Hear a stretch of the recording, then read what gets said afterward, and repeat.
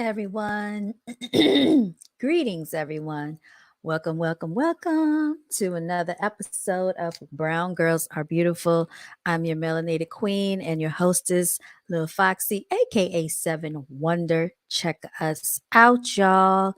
Today's topic, we will be talking about the miseducation of the Negro. Okay? But first, before we get into it, we're going to join hands, bow our heads, and give thanks, you all, just for the necessities in life, for our spiritual warriors, angelic warriors, to our ancestors that are watching out for us. We want to give thanks for the activity of all of our limbs, to be of sound mind, sound judgment, and the fact that we have food, we have somewhere to live, we have somewhere to sleep, we have our loved ones, we have our family, we have colleagues, we have associates, we have reliable transportation. So let's just give thanks that we're able to make it day by day, by and by. Let the church say amen. Without any further ado, let me go ahead and come on camera. You all, Tinkerbell is seated next to me. She is being so needy right now. Okay. So, class is in session today.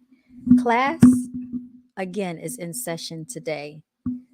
Tinkerbell, if you don't stop, I'm going to turn this camera off. Every time I get in here she comes. Class is in session today, and I'm not going to. What I'm not going to do is we're not going to prolong it. We're going to go ahead and share the screen. There is a book that I ordered in 2017. It's on Kindle on Amazon if you wish to order it. And I'm going to share the screen. Hopefully, I'll be able to show you what the cover looks like. But we're going to get into this book because I think it's very, very, very prevalent to what is going on in today's society. Okay. Let's go ahead and share it. We're bringing it up, y'all. Here we go. As you can see, it is titled there, The Miseducation of the Negro. Okay. There it is, y'all. All right. So we're going to get into it. We're going to get into it today. All right. So I'm trying to think what page I started reading this on. But as you can see, I think it's only 127 pages long. I didn't start from the very beginning, but I did read the beginning of it. But for sake of argument, I'm going to start right here on page 60, you all. I'm going to start right here. So I'm going to say, let me turn the page prior. Okay, so and the reason that I'm going through this is because I think it is a topic, like I said, is very prevalent right now in today's time. A lot is going on in society that needs to be talked about. A lot of people are out here faking it, acting like, they are just living the life, living La Vida Loca. That's not what's going on, okay? All right, so it says the course of these bosses has been interesting. At first, the white man used the Negro leader by giving him a drink occasionally. The next step was to give him sufficient money to set up drinks in the name of the white candidate. When drinking at the expense of the candidate became too common, the politicians fell back on the distribution of funds in small amounts. When this finally proved to be insufficient, however, the politicians had to go a bit further and provide Jim Crow jobs and certain back rooms with the understanding that the functions of the so-called office would be merely nominal and the incumbents would have no close contact with white people. In this stage, the Negroes find themselves today. Like I said, nothing has really changed, okay? Now, a lot of people, if you're not familiar with the term Jim Crow, let's go ahead and look that up because I've heard this terminology used a lot.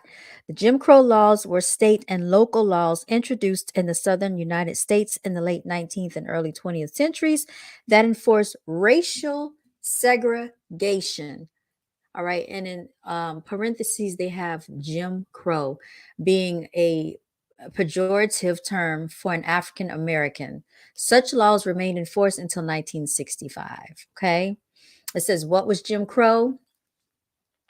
Under Jim Crow, African Americans were relegated to the status of second class citizens.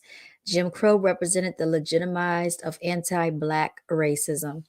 I don't consider myself an African American. And if you had any sense, I would say that you don't consider yourself an African American either.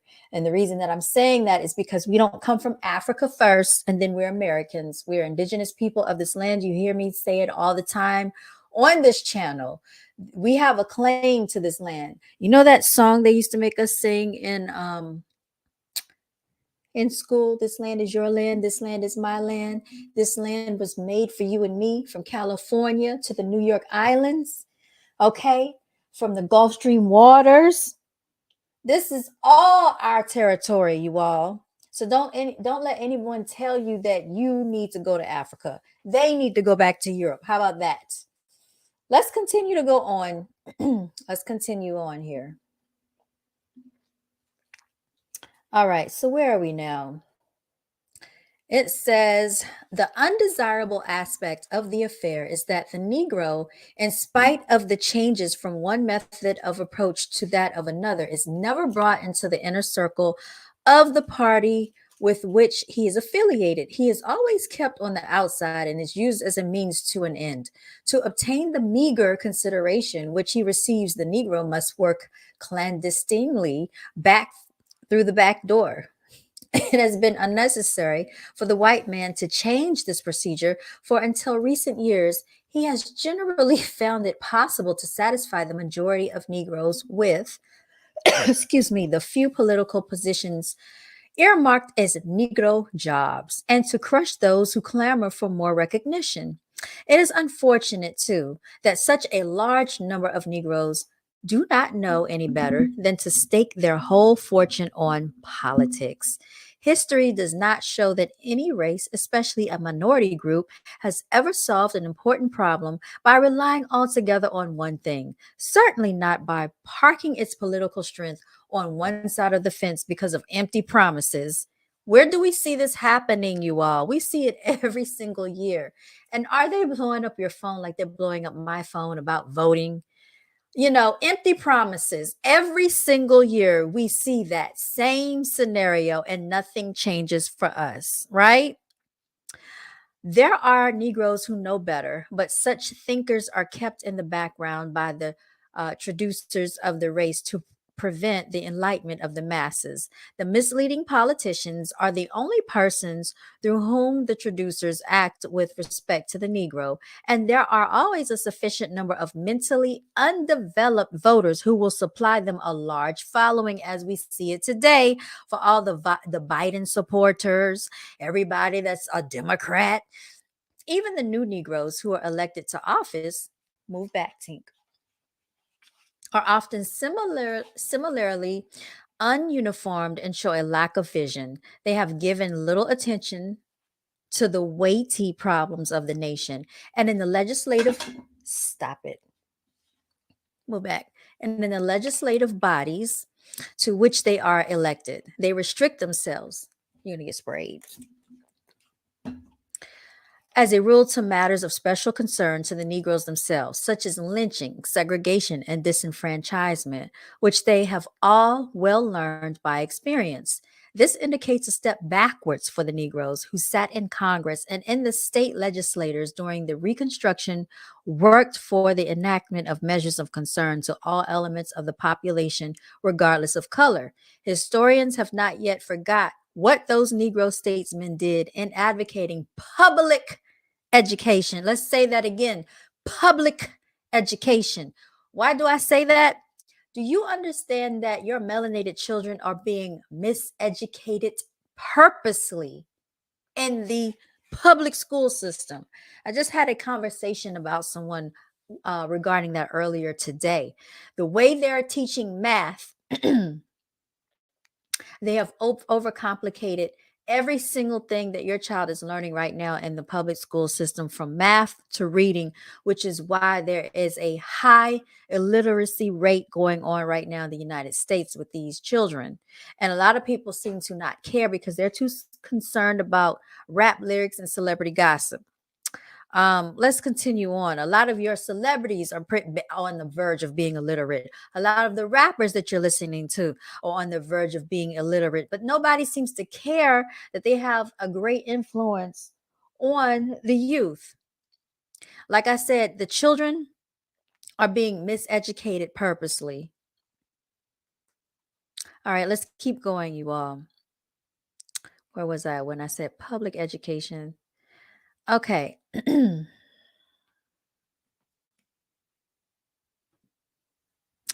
All right, so public education, internal improvements, labor arbitration, the tariff, and the merchant marine.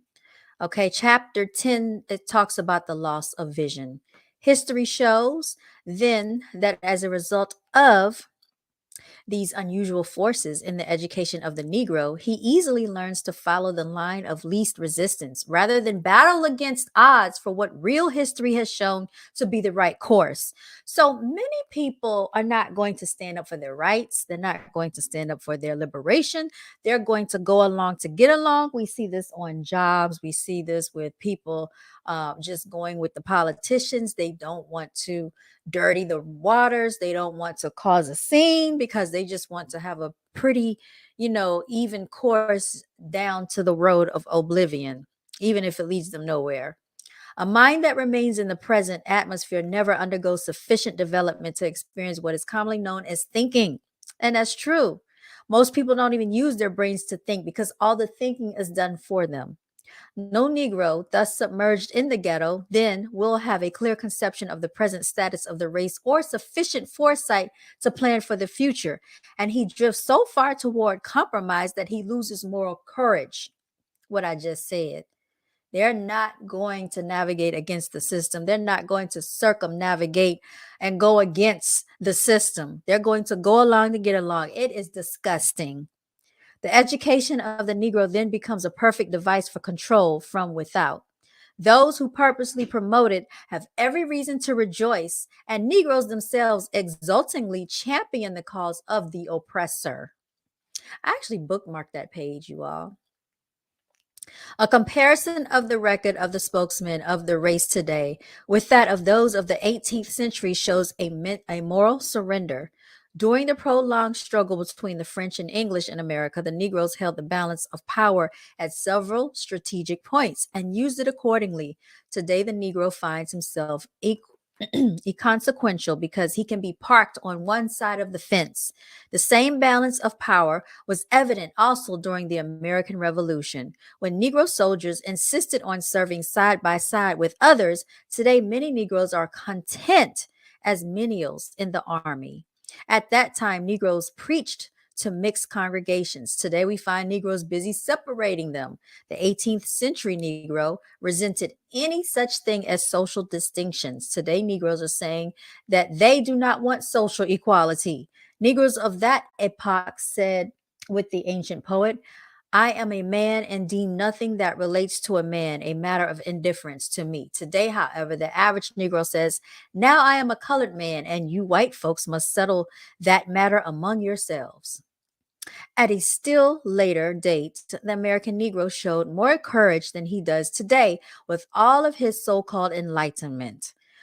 And think about how he said this so-called enlightenment. So when you think about all of these fake woke people, all of these people that have podcasts, everybody that has a microphone and a freaking camera, and they have all of this equipment in the studio, and all they want to talk about is divisiveness. They want to talk about male versus female, female versus male, divisiveness. Let's not take it back to the Willie Lynch syndrome, you all. When the free Negroes were advised 100 years ago to go to Africa, they replied that they would never separate themselves from the slave population of this country, as they were brethren by the ties of consanguinity.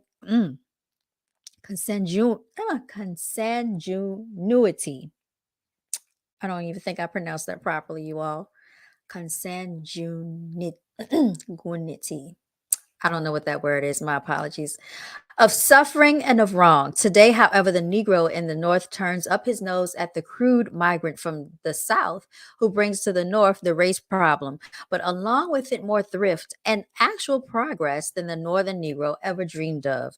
When again in 1816, free Negroes like Richard Allen, James Forten, and Robert Purvis were referred to as a foreign element whose social status might not be secure in this country instead of permitting the colonizationists to shove them aside as criminals to be deported to a distant shore, they replied in no uncertain terms that this soil in America, which gave them birth, is their only true home.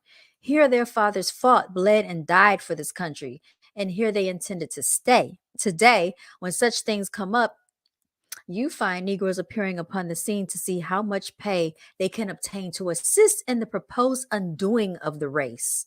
So basically, they can be bribed to mess up the race to sell their people out, like what we see with the Hollywood celebrities, quote unquote celebrities.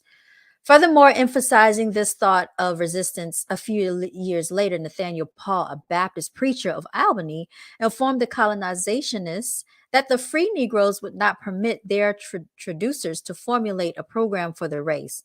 You may go ahead with your plan to deport this element in order to make slavery secure, he warned, but the free Negroes will never immigrate to Africa. We shall stay here and fight until the foul monster is crushed. Slavery must go. We are still enslaved. Did I believe it would always continue, said he, and that man to the end of time would be permitted with impunity to usurp the same undue authority over his fellow? I would disavow any allegiance or obligation I was under to my fellow creatures or any submission that I owe to the laws of my country. I would deny the superintending power of divine providence in the affairs of this life. I would ridicule the religion of the Savior of the world and treat as the worst of men the ministers of the everlasting gospel. I would consider my Bible as a book of false and delusive fables and commit it to the flames. Nay, I would still go further. I would at once confess myself an atheist and deny the existence of a holy God. And these Negroes of a century ago stood their ground and fought the pro slavery deportationists to a standstill. For the exception of a few pioneers, the immigrants to Liberia were largely slaves manumitted on the condition that they would settle in Africa. These freed men then could have no ideals but those of the slave holding section from which they were sent. They established, therefore, a slaveocracy in Liberia. If Liberia has failed, then it is no evidence of the failure of the Negro in government. It is merely evidence of the failure of slavery. The Negroes attacking Jim Crowism almost a century ago fearlessly questioned the constitutionality of such a provision. Speaking through Charles Lennox Remond of that day, they said there is a distinction between social and civil rights. We all claim the privilege of selecting our society and associations, but in civil rights, one man has not the prerogative to define rights for another. These race distinctions react in all their wickedness, to say nothing of their concocted and systemized odiousness and absurdity upon those who are illiberal and mean enough to practice them. In our day, however, we find some highly educated Negroes approving such Jim Crowism. For example, not many years ago, an outstanding Baptist preacher dabbling in politics in West Virginia suggested to the whites that they enact a Jim Crow car law in that state, and we had difficulty in crushing that sentiment. A few years thereafter, the author heard one of our bishops say that we should not object to such separation, for we want to be by ourselves. When this distinguished churchman died, the traducers of the Negro lauded him to the skies, and thoughtless members of the race, thinking he deserved it, joined in the loud acclaim. And in this way, the large majority of educated Negroes in the United States have accepted segregation and have become its fearless champions. Their filled but undeveloped minds do not enable them to understand that although an opiate furnishes temporary relief, It does not remove the cause of the pain. In this case, we have yielded on principle to satisfy the mob, but have not yet found an ultimate solution of the problem at hand. In our so called democracy, we are accustomed to give the majority what they want rather than educate them to understand what is best for them. So true, you all. We do not show the Negro how to overcome segregation, but we teach them how to accept it as final and just. Numerous results from this policy may be cited. The white laboring man refuses to work with Negroes because of the false tradition that the Negro is an inferior, and at the same time, the Negro, for the same reason, becomes content with menial service and drudgery. The politician excludes the Negro from the councils of his party and from the government because he has been taught that such is necessary to maintain the supremacy of his race. The Negro trained in the same school of thought accepts this as final and contends for such meager consideration as the bosses may begrudgingly grant him. An irate resident in an exclusive district protests against an invasion by Negroes because he has learned that these poverty stricken people are carriers of disease and agents of crime. The Negroes, believing that such is the truth, remain content in the ghetto. How many songs do we hear on the radio, do we hear in rap lyrics promoting the ghetto? It's cool living in the ghetto, rat infestation, crime infestation. There is nothing glamorous about living in the depths of a ghetto. The irrational parent forces the separation of the races in some schools because the child must occupy a seat next to a pupil of tainted African blood. The educated Negro accepts this as inevitable and welcomes the makeshift for his people. Children of Negroes are excluded from the playgrounds because of the assertion that they will contaminate those of the whites. The Negroes, yielding, settle down to a policy of having their children grow up in neglected fashion in the most undesirable part of the city. The Negro is forced to ride in a Jim Crow car, to stamp upon him more easily the badge of his inferiority. The educated Negro accepts it as, as settled and abandons the fight against this social proscription. And thus goes segregation, which is the most far reaching development in the history of the Negro since the enslavement of the race. In fact, it is a sequel of slavery. It has been made possibly by our system of miseducating innocent people who did not know what was happening. It is so subtle that men have participated in promoting it without knowing what they were doing. There are a few defenders of segregation who are doubtless sincere. Although nominally free, they have never been sufficiently enlightened to see that matter other than as slaves. One can cite cases of Negroes who opposed emancipation and denounced the abolitionists. A few who became free re enslaved themselves. A still larger number made no effort to become free because they did not want to disconnect themselves from their masters, and their kind still object to full freedom. How many people do you know are still basically in slavery in these entertainment industries? These Hollywood people that you see are still working for the white man, working for Clive Davis, working under these white labels that are owned by the Europeans. They don't own anything, and they still do the same thing today. This is why they're not owners of NBA leagues. They're not owners of the NFL teams. They rather be a plantation slave, dribbling a ball, throwing a ball up and down a football field, getting hurt and injured, making a few millions while these owners make billions with a B. Okay? Ever since the Civil War, when Negroes were first given a chance to participate in the management of their affairs, they have been inconsistent and compromising. They have tried to gain one thing on one day by insisting on equality for all, while at the same time endeavoring to gain another point the next day by segregation. At one moment, Negroes fight for the principle of democracy, and at the very next moment, they barter it away for some temporary advantage. You cannot have a thing and dispose of it at the same time. So you'll hear a lot of these so called celebrities act like they claim that they want rights for so called Black Lives Matter. You know how I feel about that. But at the same instance, they will still sell you poison to your ears and garbage, telling your children to kill one another in the rap lyrics. For example, because why? Because they're getting a temporary advantage, which means they'll get monetary gain at the moment, and they still go broke. And they're never going to make as much as their counterparts make when it comes to the music industry, when it comes to acting.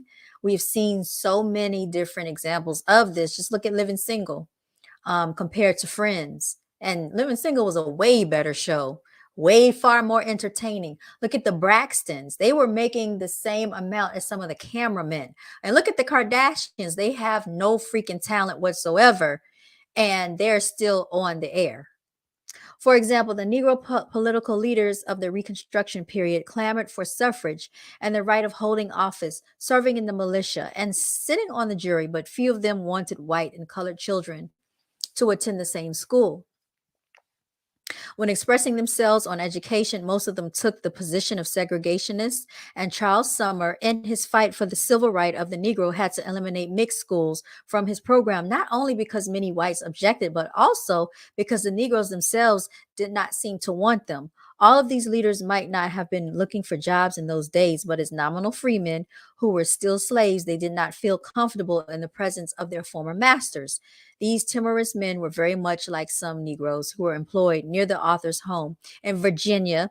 And I'm going to bring up the state Virginia by a Northern farmer because a lot of the slave mentality started right there in Virginia. I used to live, I'm telling you, those people in Virginia are very slave minded. They have a slave mentality. It's disgusting. I had to get away from that place.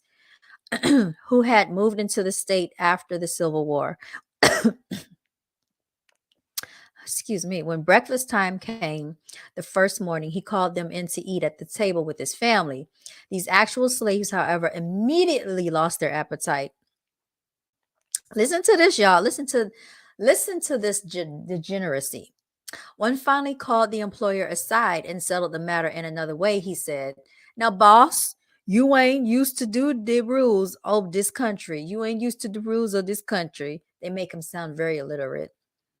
"We just can't sit at the table with the white folks. We've been used to eating a cake of bread out yonder between the plow handles. Let's go out there." So he told the slave master, let them go out there because they're not used to eating at the table with the white men, and they feel more comfortable eating out there as slaves. The system therefore has extended from one thing to another until the Negroes today find themselves hedged in by the color bar almost every way they turn and set off by, and set off by themselves. The Negroes cannot learn from the example of others with whom they might come into contact.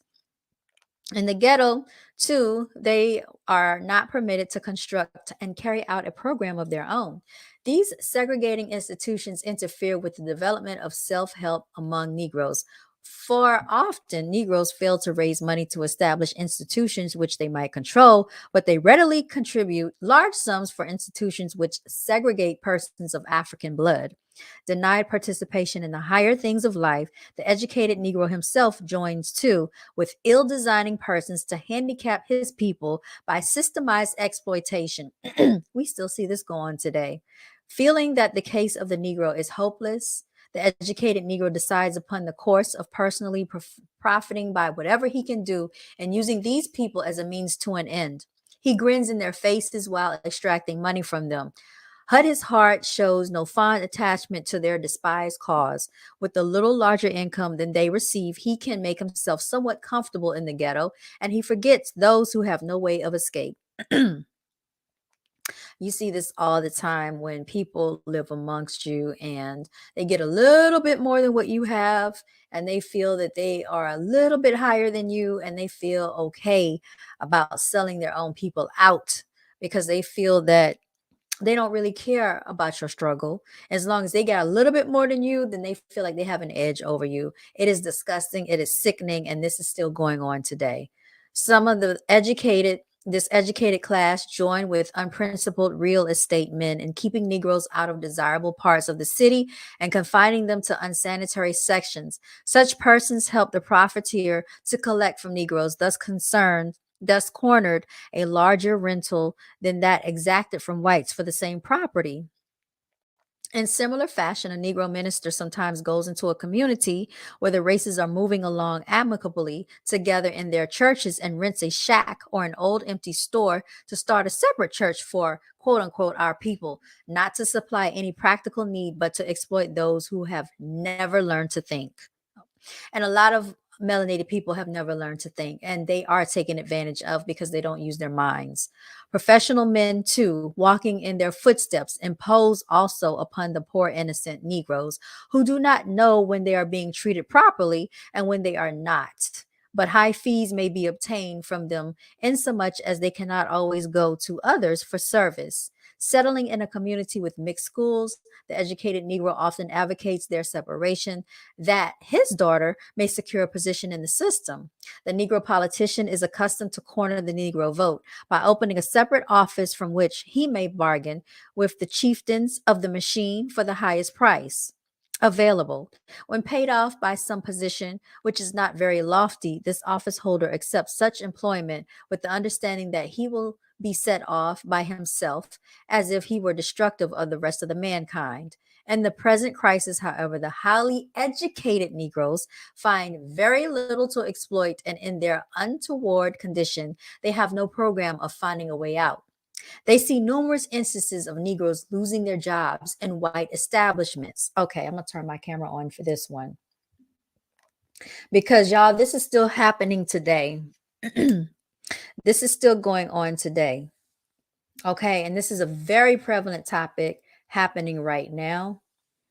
Okay, it is still happening today. So I'm going to go over this again. In the present crisis, however, the highly quote unquote educated Negroes find very little to exploit, and in their untoward condition, they have no program of finding a way out. They see numerous instances of Negroes losing their jobs in white establishments. Okay, let's continue to read on because it's going to be very important. In fact, these things occur daily. Janitors who have been giving satisfaction are abruptly told that they will no longer be needed. Negro waiters in hotels are being informed that their places will go to white workers. Okay? Negro truck drivers are ordered to step down and let the needy of the other race go up. We hear so much of this that we wonder what the outcome will be. Does that sound familiar to you? Because this takes place every single day, it's never stopped. And the readjustment, of course, when there are fewer opportunities left for those who cannot or do not have the opportunity to operate machines. All right. The Negroes will naturally be turned out of their positions by their employers who think first of their own race. They do not care about you as a melanated individual.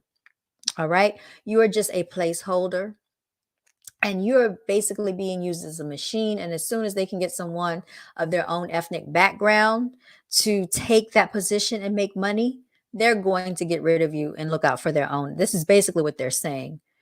In the ultimate passing of the Depression, however, Negroes will not be much better off when some of the whites now displacing them will rise to higher levels.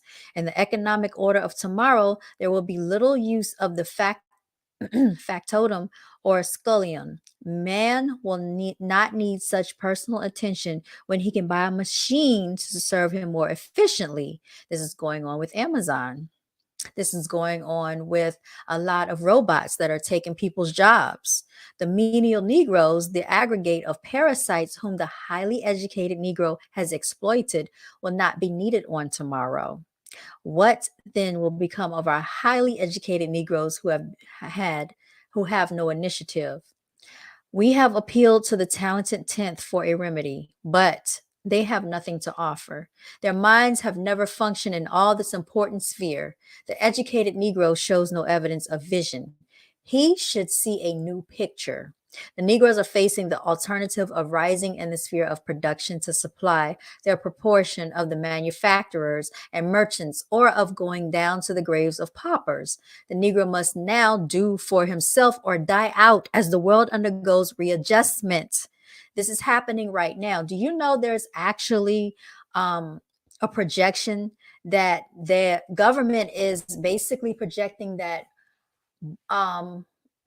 A certain percentage of melanated individuals will be homeless by 2026. This is actually a targeted projection.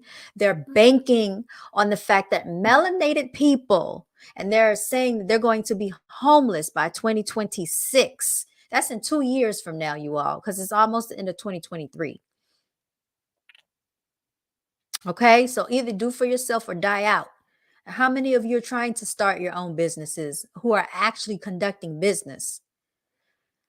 It is not a game out here, y'all. It's not a game.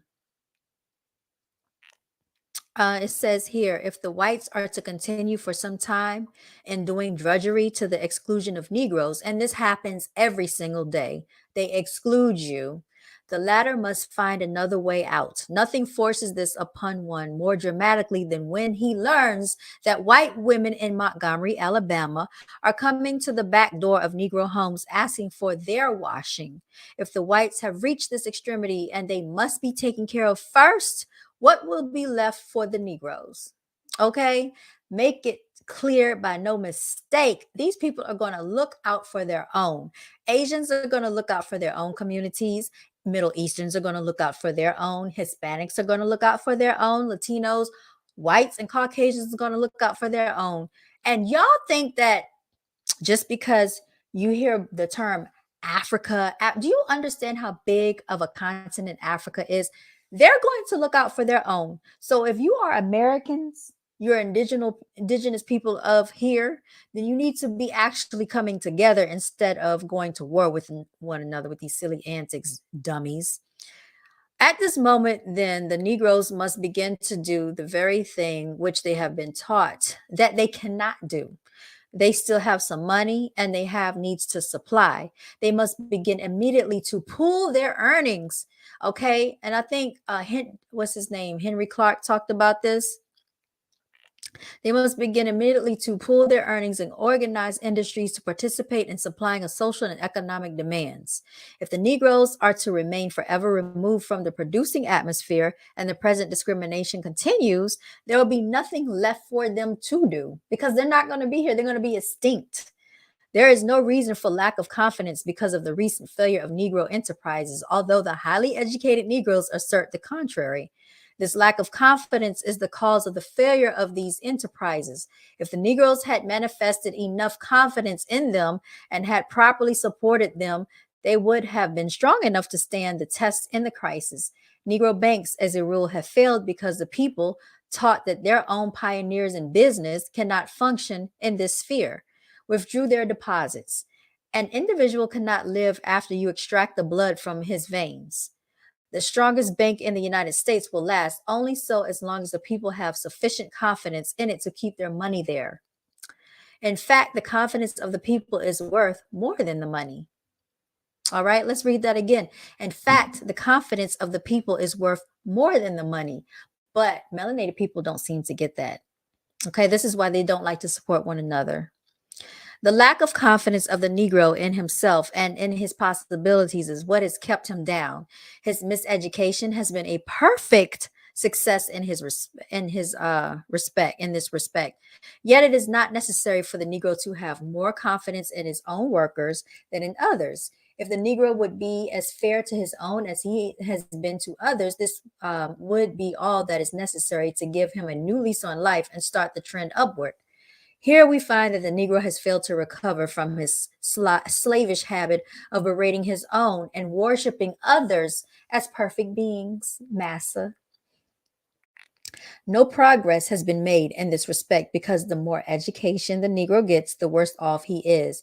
He has just had so much longer to learn to decry and despise himself.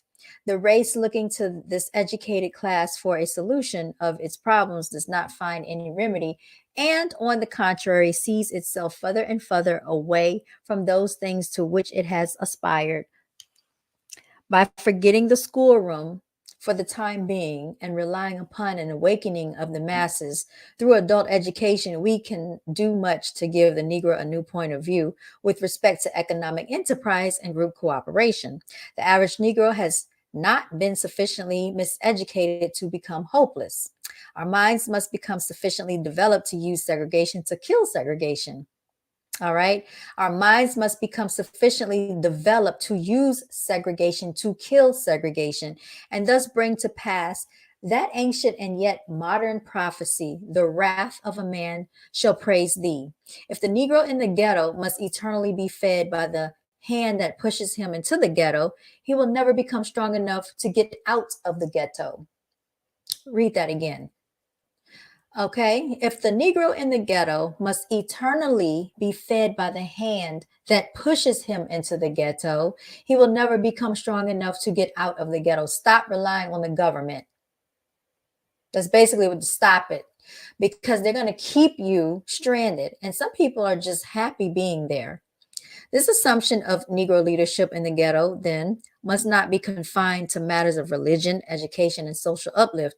It must deal with such fundamental forces in life as make these things possible. If the Negro area, however, is to continue as a district supported wholly from without, the inept dwellers therein will merit and will receive only the contempt of those who may occasionally catch glimpses of them in their plight. And then it says, as Frederick Douglass said in 1852, it is vain that we talk of being men if we do not work of men. Most melanated men out here can do a whole lot of talking on these podcasts, but they're not doing the work. We must become valuable to society in other departments of industry than those servile ones from which we are rapidly being excluded. We must show that we can do as well as they.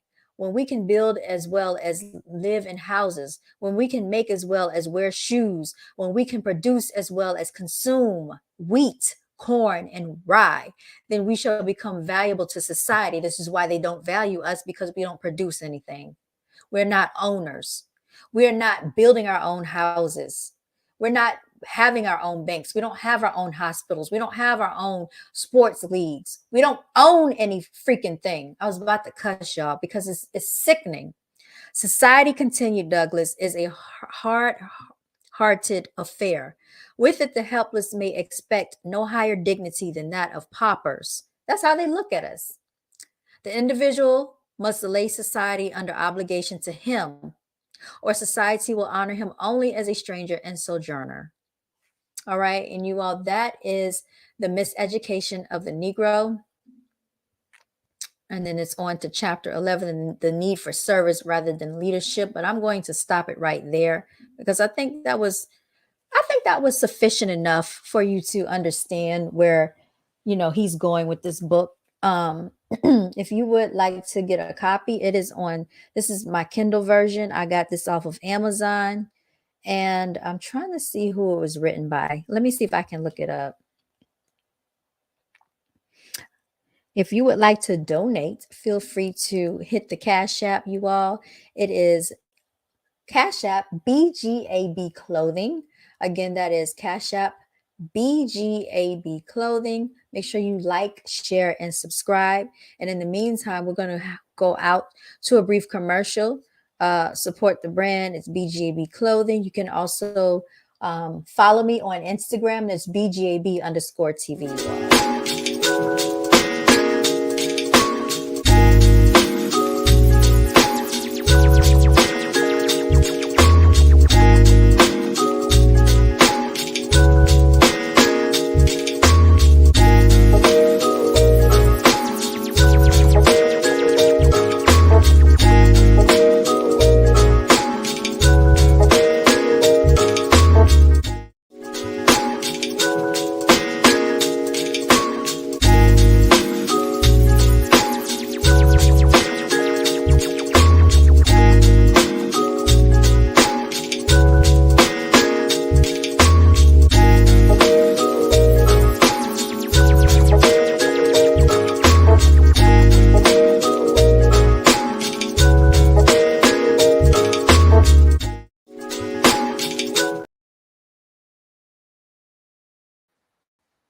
All right, everyone. So the author of this book is Carter G. Woodson. If you would like to look it up, you can also get this book in a hardback, or you can, like I said, order it off of Amazon. It was originally published in 1933, And that is very amazing, you all, because my grandmother was born in 1939. So I can just only imagine that was a couple of decades ago. That was not that long ago that this book was written, to be honest. Okay. I'm talking about my grandmother, not my great grandmother. My grandmother was born in 1939. And so this book came out in 1933, which basically means that, what was that, like a hundred years ago?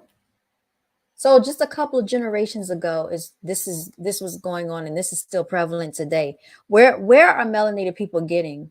When we think about society, we have to really focus on what's important out here.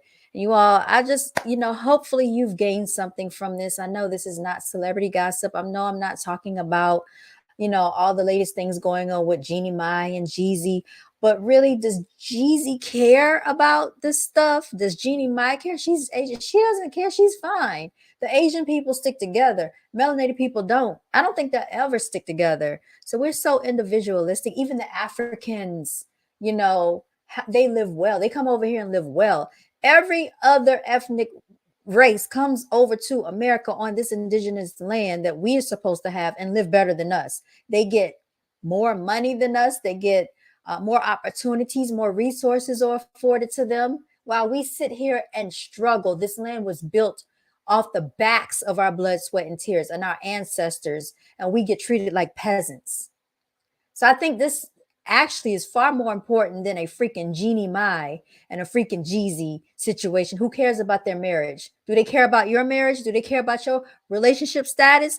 Do they care if you're out here struggling to make a living? No, I don't think so. Do they care if your child is illiterate and can't read? What is Jeezy telling your children to do in the rap lyrics? I mean, so just think about it, y'all. Shout out to the brown girls are beautiful out here. Shout out to all my melanated queens, the ultimate warriors, you all. And shout out to yours truly, CEO and founder of Brown Girls Are Beautiful, because we're all about economic literacy and we're all about just being literate in general. Our children need to have literacy, and they need to be able to do simple math, at least add, subtract, divide, multiply, percentages, fractions, division, just they should be able to at least do that much, you all. And they simply cannot do it. So I think that's where we need to start, is educating the children with the basics. And then we need to also teach them about unity, instead of all this nonsense. Unity and community, you all. That's where it's at. We're not going to get anywhere if we don't do that. But a lot of people don't care. Unfortunately, they don't care. So it hasn't been quite an hour yet, but we're going on 48 minutes. So I'm going to go ahead and cut this video here. Thank you so much for tuning in, listening, and watching. This has been another episode of Brown Girls Are Beautiful. If there are any topics that you wish to talk about, please feel free to reach out to me. Comment in the comment section, like, share, and subscribe. Please do so. Thank you for all my new subscribers. Thank you for all the people who have been with me since day one. And, I'm going to make it a conscious effort to be more consistent on this channel, because I'm really trying to grow this channel. I have multiple channels, but I really, really, really think that the important issues are not being addressed across YouTube as a whole. And a lot of people don't have an interest in things that really impact the melanated female or the melanated family as a whole. And the reason I talk about it so much is because I'm a melanated person that have been through so much, especially living here in America. If I had the chance to break free, I probably would leave and go back and live in Europe. And that's just really how I feel. If not there, somewhere else, because I'm tired of these low vibrational antics here.